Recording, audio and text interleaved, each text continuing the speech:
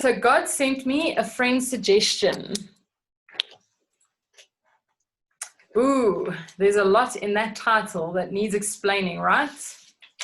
First, I think that most of us are familiar with the social media application Facebook, where we can each connect with friends around the world.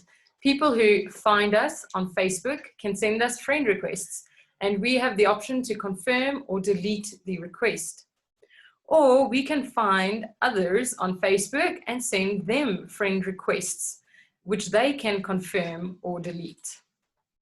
But there's a third way to connect with people I know, and that's to have one of my Facebook friends make a friend suggestion, offering me the option of adding someone that we both know to my list of friends.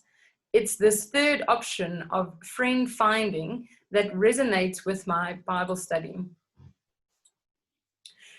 It's popularly believed that the name butterfly effect comes from this idea that the actions of a small, seemingly insignificant insect can have a monumental results halfway around the world, like a typhoon.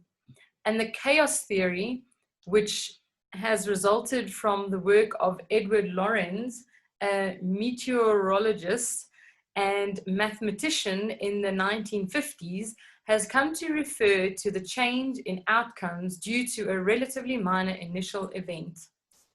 However, the butterfly effect more accurately gets its name from the figure below.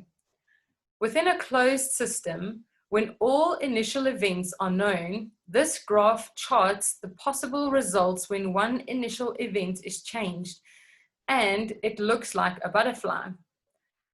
But our universe is not a closed system to us, nor are we aware of each and every initial event at any given point in time, but God is. So I have become fascinated with biblical butterfly effects, as well as trying to see how those seemingly insignificant changes apply to our lives. Have you ever realized, in looking back, that you just happened to be in the exact right place at the exact right time? The butterfly effect, aka chaos theory, attempts to make predictions, but hindsight is all we have in an open universe.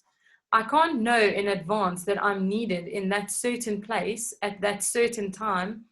I have to rely upon God's direction, and I have to be willing to respond to his nudge when it comes. Okay, back to Facebook. I'm using the social media analogy of God sending me a friend suggestion to refer to those times when God nudges me into the right place at the right time and hands me the script that he needs me to read. For example, years ago, I called a friend 2 states away to get an address I couldn't find. She gasped when she heard it was me on the phone. I can't believe you called. I was just putting on my coat to go see a divorce lawyer. Talk to me instead. Or more recently, I was visiting my son and his family a half hour away from my house. I had a sudden urge to text a sister nearby who was sitting with her mother dying of cancer. I asked if I could bring her anything, but she revealed that their household at the moment was in an uproar due to family conflicts, and she begged me to come over to help calm everybody down. In those instances and many more, I felt that God has sent me friend suggestions, people who needed me right then, right now. But how does the butterfly effect figure into this? If I look carefully into the past, I can see the fingerprints of God on earlier events that have set the stage for my being able to intervene effectively. But let's start by examining a biblical example that is very clearly defined by God's word. I am your brother Joseph, whom you sold into Egypt. Now do not be grieved or angry with yourselves because you sold me here, for God sent me before you to preserve life. For the famine has been in the land these 2 years, and there are still 5 years in which there will be neither plowing nor harvesting. God sent me before you to preserve for you a remnant in the earth, and to keep you alive by a great deliverance. And that's in Genesis 45, verse 4 to 7. God had sent Pharaoh a friend suggestion delivered to him by his chief cupbearer, befriend Joseph. Now in the morning, Pharaoh's spirit was troubled, so he sent and called for all the magicians of Egypt and all its wise men, and Pharaoh told them his dreams, but there was no one who could interpret them to Pharaoh. Then the chief cupbearer spoke to Pharaoh, saying, I would make mention today of my own offenses.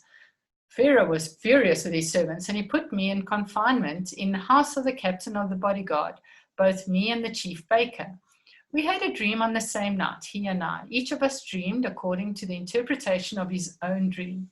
Now a Hebrew youth was with us there, a servant of the captain of the bodyguard, and we related them to him, and he interpreted our dreams for us. To each one he interpreted according to his own dream.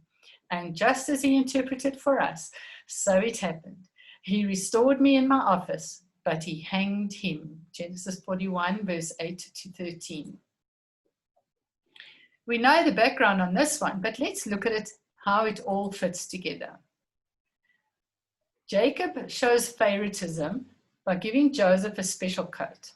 Joseph has two dreams that suggest that he will be superior to his brothers, sibling rivalry. Second is the plot. Joseph's brothers sell him into slavery to Midianite traders who sell Joseph to Potiphar in Egypt. And the third step is the training. Joseph becomes overseer of Potiphar's household. God brings Potiphar success on account of Joseph. Then there's the setup. Potiphar's wife falsely accuses Joseph of attempted rape, and Potiphar has Joseph thrown into jail. Step 5 is more training. God gave him favor in the sight of the chief jailer. Joseph became supervisor of all prisoners and everything within the jail. And 6, the dreams. God gives Joseph the correct interpretation of dreams. The cupbearer returns to work for Pharaoh and lives. The baker dies. And then God caused Pharaoh to dream.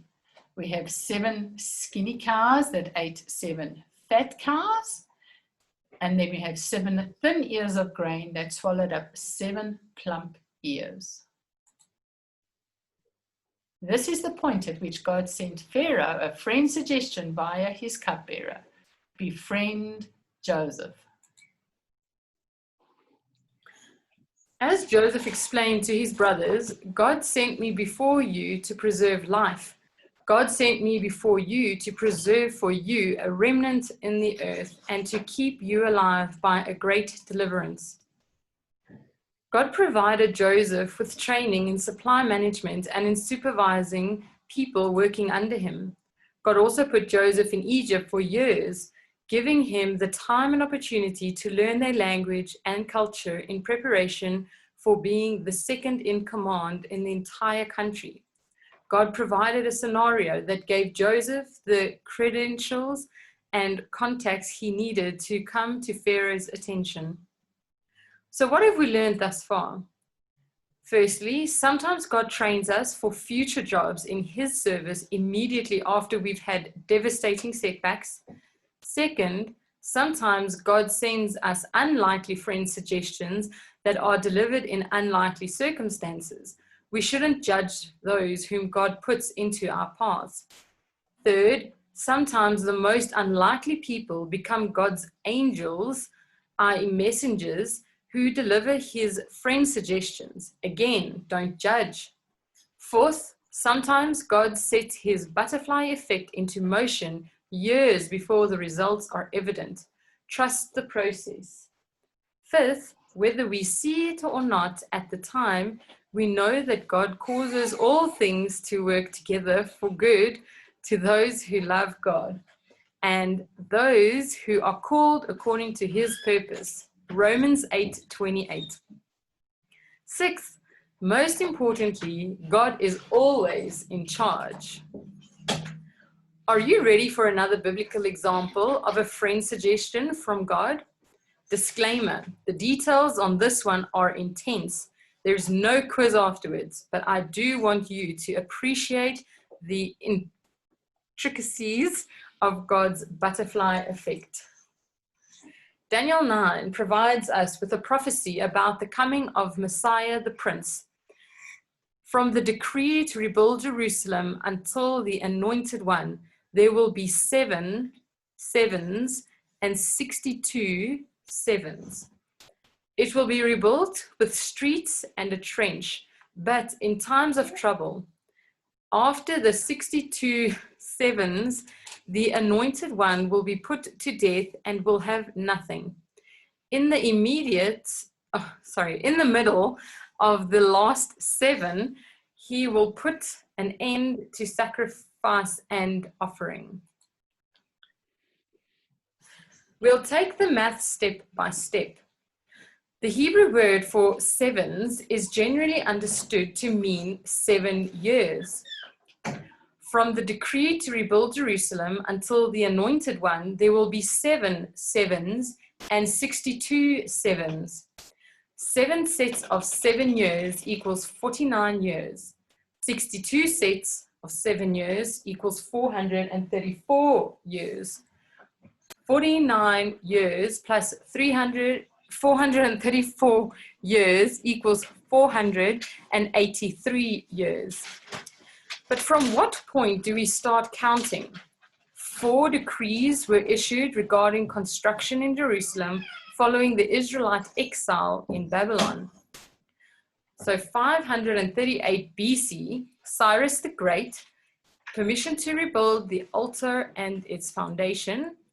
520 BC, Darius the Persian, permission to complete the temple.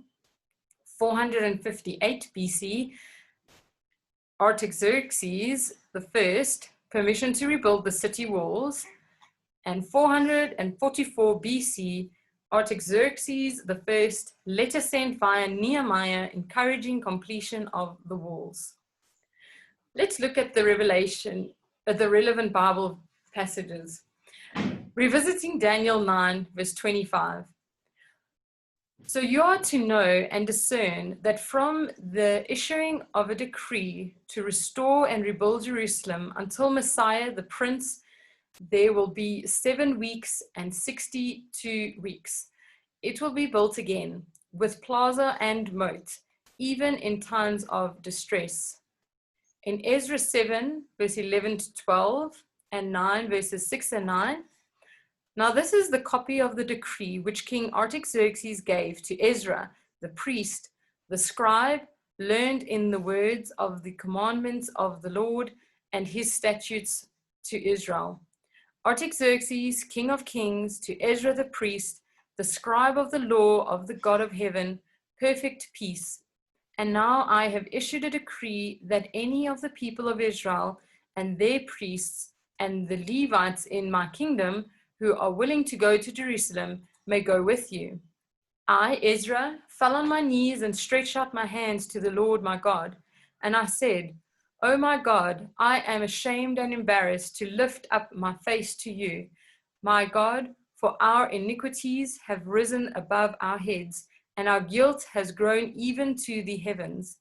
Yet in our bondage our God has not forsaken us, but has extended loving kindness to us in the sight of the kings of Persia, to give us reviving, to raise up the house of our God, to restore its ruins, and to give us a wall in Judah and Jerusalem. Therefore, the first decree to rebuild Jerusalem, the walls, not the temple, was issued by Artaxerxes I in March of 457 BC. So 458 BC plus 483 years equals 26 AD. This is determined by subtracting 458 from 483, which gives 25. But we need to adjust our understanding of that number. First, there was no year 0 between BC and AD, so we're missing 1 year. So it's 25 plus 1, which gives us the 26. Also, the current Gregorian calendar is off by 5 years. According to Herod the Great's death in 4 BC, so Jesus was likely born in 5 BC, placing his baptism at 26 AD, when he was 30 years of age, adjusting for the lack of a year zero. Luke 3 verse 23, when he began his ministry, Jesus himself was about 30 years of age, being, as was supposed, the son of Joseph, the son of Eli. This date fits with 2 other sources of information. Following the feasts provided in the gospel records, Jesus' ministries from baptism to crucifixion was 3.5 years. While not all sources agree, some state that the new moon, the beginning of Passover, coincided with a Friday in 30 AD. So the timeline looks like this. Fall of 26 AD, the Passover 27 AD equals half a year before Christ began his public ministry. The time period includes Jesus' baptism, 40 days in the wilderness, and the wedding at Cana. So Passover 27 AD to Passover 28 AD is 1 year. Passover 28 AD to Passover 29 AD is 1 year. Passover 29 AD to Passover 30 AD is 1 year. A total of 3.5 years. And there's one more point of confirmation. Using these dates, Jesus would have spoken the following prophecy in 30 AD. Upon Jerusalem may fall the guilt of all the righteous blood shed on earth, from the blood of righteous Abel to the blood of Zechariah, the son of Berechiah, whom you murdered between the temple and the altar. Truly I say to you, all these things will come upon this generation. Jerusalem, Jerusalem, who kills the prophets and stones those who are sent to her? Who often I wanted to gather your children together, the way a hen gathers her chicks under her wings, and you were unwilling. Behold, your house is being left to you desolate. Matthew 23, verse 35 to 38. The Israelites wandered in the wilderness for 40 years. So the Lord's anger burned against Israel, and he made them wander in the wilderness 40 years. And the entire generation of those who had done evil in the sight of the Lord was destroyed.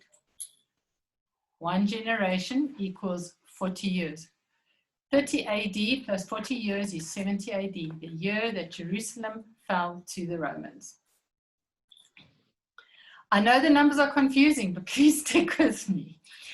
Daniel was living in the Medo-Persian Empire at the time that he was given the prophecy of 70 weeks. It's likely that Daniel shared this knowledge with his fellow wise men with whom he served in the Persian court. The prophecy predicts the coming of the Anointed One. Jesus was anointed with the Holy Spirit at the time of his baptism. So that event marks the coming of the Anointed One.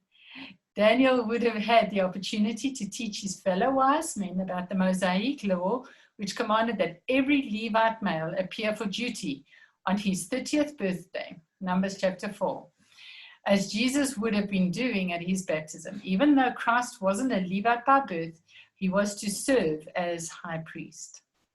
Therefore, the wise men who lived in Persia, having had the prophecy handed down through generations, would have been expecting the birth of the Anointed One 30 years earlier than 26 AD, placing the event in 5 BC. Remember that pesky missing year between 1 BC and 1 AD. The prophecy predicts the coming of the Anointed One. Jesus was anointed with the Holy Spirit at the time of his baptism. So that event marks the coming of the Anointed One. Daniel would have had the opportunity to teach his fellow men about the Mosaic law, which commanded that every Levite, sorry. Oh, I've jumped back to the top again. Okay, when the star appeared in the sky to the west of Persia, the Magi, also being astronomers, would have started out for Jerusalem to inquire about him being born King of the Jews.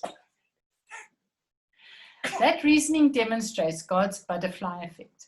A prophecy spoken to Daniel rippled through generations to accurately predict the meaning of an astrological phenomenon that appeared 5 centuries later. But what about God's friend's suggestion given to the wise men to ensure that they would seek out Jesus? Why was it important that the wise men find him? Well, let's examine what we know of their visit. Wrong. Compare Matthew 2, verse 11. On coming to the house, they saw the child with his mother Mary, and they bowed down and worshipped him. Then they opened their treasures and presented him with gifts of gold, frankincense, and myrrh. The Greek word for house is oikia, Strong's number 3614, meaning residence or abode. Translated as home or house 95 times in the New Testament. Its root word oikos means dwelling and is translated as home, house, household, and temple. The Greek word for child is paidion, Strong's number 3813, meaning anything from an infant to a half-grown boy or girl. Brother Harry Whittaker has indicated that the Greek word implies a toddler. Luke 2 verse 12 uses a completely different word. You will find a baby, brephos, wrapped in cloths and laying in a manger. Traveling from the east, once the star appeared at the time of Jesus' birth, the wise men would have arrived sometime later. Having heard their story, Herod ordered all boys 2 years and under in Bethlehem to be murdered. But by that time, Joseph had already left for Egypt with his young family. The Mosaic law required that Mary be considered unclean for 40 days after childbirth. Then, when the time came for the purification rites required by the law of Moses, Joseph and Mary took Jesus to Jerusalem to present him to the Lord. As it is written in the law of the Lord, every firstborn male is to be consecrated to the Lord and to offer a sacrifice in keeping with what is said in the law of the Lord, a pair of doves or 2 young pigeons. Luke 2, verse 22 to 24. When the days of her purification for a son or daughter are over, she is to bring to the priest at the entrance to the tent of meeting a year-old lamb for a burnt offering and a young pigeon or a dove for a sin offering. But if she cannot afford a lamb, she is to bring 2 doves or 2 young pigeons, one for a burnt offering and the other for a sin offering. Leviticus 12, verse 6 and 8. If the wise men had arrived any time within Mary's 40-day period of separation, surely she would have used their gifts to purchase a lamb instead of bringing the sacrifice of the poor. So it's likely that the wise men brought their gifts sometime thereafter, closer to the family's flight to Egypt. All 3 presents alluded to the work of Jesus as our high priest. In addition, the 3 gifts also foreshadowed Christ's redemptive work: myrrh for the anointing oil at his death, frankincense, the prayers of the saints as they rise to our mediator at God's right hand, and gold, Christ's kingship at his second coming. However, to repeat an earlier question, what about God's friend's suggestion given to the wise men to ensure that they would seek out Jesus? Why was it important that the wise men find him? And why was it important that they arrive after Mary's purification? Instead of buying a lamb for Mary's purification sacrifice, these precious gifts of gold, myrrh, and frankincense would easily have bankrolled a poor family's escape to Egypt. How intricately God wove together all the elements of his only begotten son's birth and flight to safety in Egypt. Throughout the Bible, we can find many other friend suggestions sent by God. Technically, that was the job description of God's prophets. Let's look at a few. God's friend suggestion. Daniel befriended Nebuchadnezzar and interprets his dream. Response: Nebuchadnezzar accepted Daniel's friend request. Elijah befriend King Ahab and tell him why there's going to be 3.5 years of drought. Friend request deleted. Jonah befriend the Assyrians so they can repent and live. Jonah initially ignored God's friend suggestion. Jeremiah befriend the Jews in Jerusalem and warn them to change or be killed. Friend request deleted. The Jews mount a cyberbullying campaign aimed at Jeremiah. Slave girl befriend Naaman's wife and tell him to send a friend request to Elijah. The king of Aram sends Naaman's name as a friend suggestion to Elijah. But when Elijah sends back a friend request to Naaman, he's initially blocked. Eventually, Naaman unblocks him. Peter befriend Cornelius, the centurion. Peter hesitates. Cornelius befriend Peter, the apostle. Peter rethinks the request and accepts. And of course, there are numerous examples of angels being sent out with friend suggestions. Remember that the Greek word for angel means messenger. They always comply, but the responses have been varied. So God's friend suggestion: befriend Lot and his family, get them out of Sodom. The response: Lot accepts the friend request, but then is slow to answer his messages. Befriend Moses, tell him to befriend Pharaoh. Moses forwards the friend suggestion to his brother Aaron. Befriend Sarah and tell her that she is going to have a baby. Sarah laughs off the friend request. Gabriel befriend Mary, who's engaged to Joseph. Mary accepts the friend request. May it be done to me according to your word. Luke 1 verse 38. Shall we explore one more biblical example of God's butterfly effect? I've already alluded to this one in the examples of friend suggestions delivered by angels. Once again, we know the background of this one, but let's look at how it all fits together. Firstly, the threat: God multiplies the Hebrews. Pharaoh fears a revolt and orders that all male Hebrew babies be killed. Second, the rescue: Jehoshaphat floats baby Moses on the Nile River when she can no longer hide him.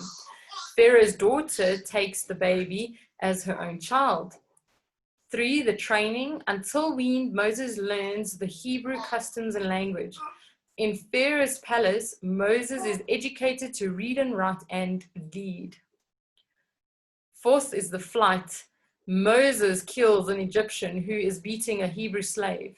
Pharaoh tries to kill Moses, who escapes to Midian. 5th, more training. Moses learns the ways of the Midianites. As a shepherd, Moses learns the wilderness terrain and Mount Horeb, Sinai. 6th, it's time. Moses' stepfather dies, removing his death threat. God hears the groanings of the Hebrew slaves and remembers his covenant with them. Let's pick up the story at this point. Now Moses was pasturing the flock of Jethro, his father-in-law, the priest of Midian, and he led the flock to the west side of the wilderness and came to Horeb, the mountain of God. The angel of the Lord appeared to him in a blazing fire from the midst of a bush, and he looked, and behold, the bush was burning with fire, yet the bush was not consumed. So Moses said, I must turn aside now and see this marvelous sight, why the bush is not burned up. When the Lord saw that he turned aside to look, God called to him from the midst of the bush and said, Moses, Moses. And he said, Here I am. Then he said, Do not come near here. Remove your sandals from your feet, for the place on which you are standing is holy ground. He also said, I am the God of your father, the God of Abraham, the God of Isaac, and the God of Jacob. Then Moses hid his face, for he was afraid to look at God. Exodus 3, verses 1 to 6. So selected verses, Exodus 3, verses 13. Therefore, come now, and I will send you to Pharaoh, so that you may bring my people, the sons of Israel, out of Egypt. But Moses said to God, who am I that I should go to Pharaoh, and that I should bring the sons of Israel out of Egypt? And he said, certainly I will be with you, and this shall be the sign to you that it is I who have sent you. When you have brought the people out of Egypt, you shall worship God at this mountain.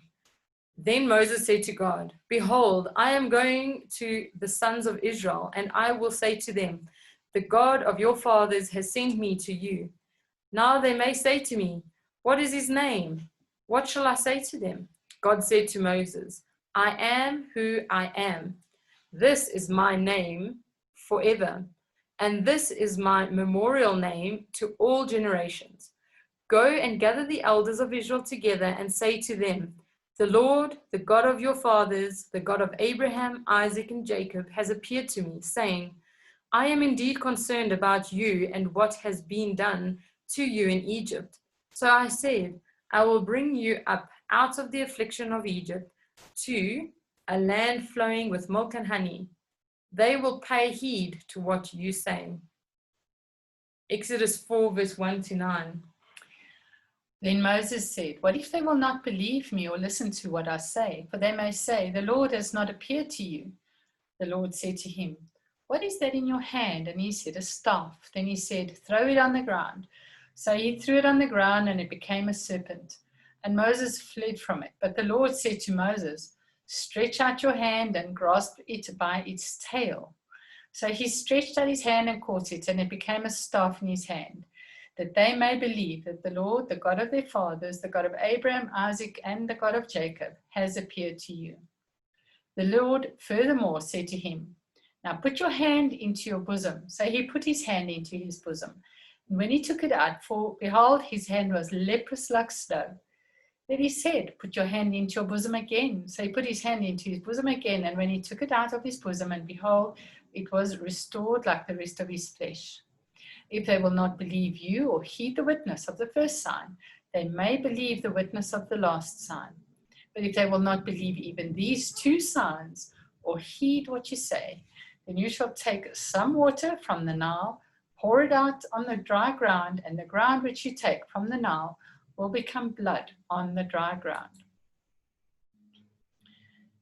Then Moses said to the Lord, please, Lord, I have never been eloquent, neither recently nor in times past, nor since you have spoken to your servant, for I am slow of speech and slow of tongue. The Lord said to him, who has made man's mouth? Who makes him mute or deaf, or seeing or blind? Is it not I, the Lord? Now then go, and I, even I, will be with your mouth, and teach you what you are to say. But he said, please, Lord, now send the message by whomever you will. Then the anger of the Lord burnt against Moses, and he said, is there not your brother Aaron the Levite? I know that he speaks fluently. And moreover, behold, he is coming out to meet you. When he sees you, he will be glad in his heart. You are to speak to him and put the words in his mouth, and I, even I, will be with your mouth and his mouth. And I will teach you what you are to do. Moreover, he shall speak for you to the people, and he will be as a mouth for you, and you will be as a God to him. You shall take in your hand the staff with which you shall perform the signs. Then Moses departed and returned to Jethro, his father-in-law, and said to him, please let me go, that I may return to my brethren who are in Egypt, and see if they are still alive. And Jethro said to Moses, go in peace. Now the Lord said to Moses in Midian, go back to Egypt, for all the men who were seeking your life are dead. So Moses took his wife and his sons and mounted them on a donkey and returned to the land of Egypt. Moses also took the staff of God in his hand. Now the Lord said to Aaron, go to meet Moses in the wilderness. So he went and met him at the mountain of God and kissed him. Moses told Aaron all the words of the Lord with which he had sent him, and all the signs that he had commanded him to do. Then Moses and Aaron went and assembled all the elders of the sons of Israel, and Aaron spoke all the words which the Lord had spoken to Moses. He then performed the signs in the sight of the people. So playing a bit with the dialogue. God, Moses, befriend Pharaoh and tell him to let my people go. Moses, who am I that I should go to Pharaoh and that I should bring the sons of Israel out of Egypt? Befriend the Hebrew slaves too. I've got your back, says God. Moses, how can I prove that it's not a fraudulent request? Remind them that I was friends with Abraham, Isaac, and Jacob. Moses, what do I do if the slaves ignore my friend request? God, I'll give you special credentials, a rod that turns into a snake, leprosy that becomes and goes, and water that turns into blood. Moses, I'm not good with technology. God, trust me. Who do you think created the technology? Moses, unsure of his Hebrew, which he hasn't spoken for at least 40 years, Moses replies, please forward this friend's suggestion to someone else.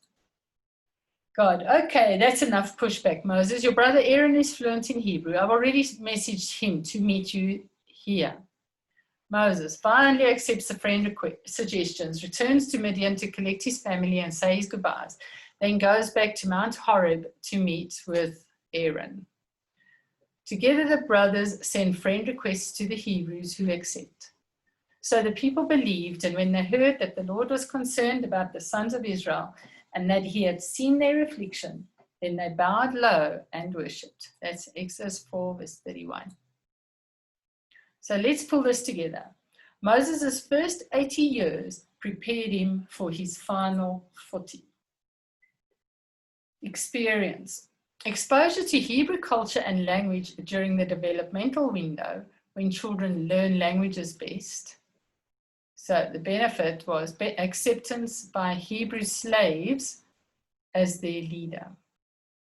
His experience is formal education in Pharaoh's court, where he learned to read and write.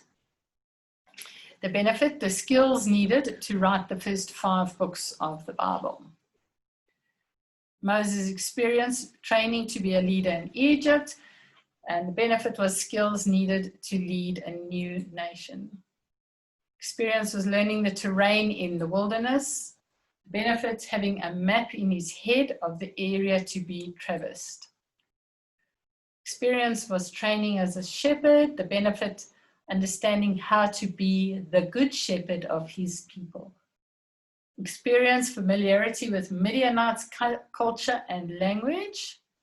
And the benefit, per God's command, Moses waged war on the Midianites because of their evil influence on the Israelites. So to recap what we have learned. Number 1, sometimes God trains us for future jobs in his service immediately after we've had devastating setbacks. Number 2, sometimes God sends us unlikely friend suggestions that are delivered in unlikely circumstances.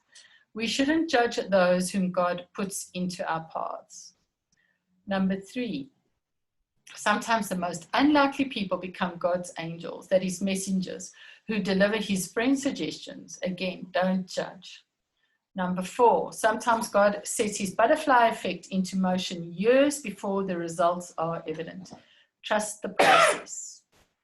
Number 5, whether we see it or not at the time, we know that God causes all things to work together for good to those who love God, to those who are called according to his purpose. That's Romans 8, verse 28. Most importantly, God is always in charge. It's my intent to continue to watch for God's butterfly effects and friend suggestions as I study his word.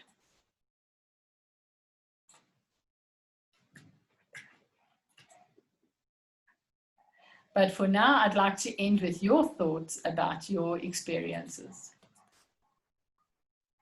When have you seen the butterfly effect in your own life or someone else's? A time when God set factors into motion long before you needed them. When have you felt as though God sent you a friend suggestion, someone in whose life he wanted you to intervene? Or a third question is, when have you benefited from someone else's unexpected intervention in your life? Thank you. May God keep you healthy and safe. Now, I think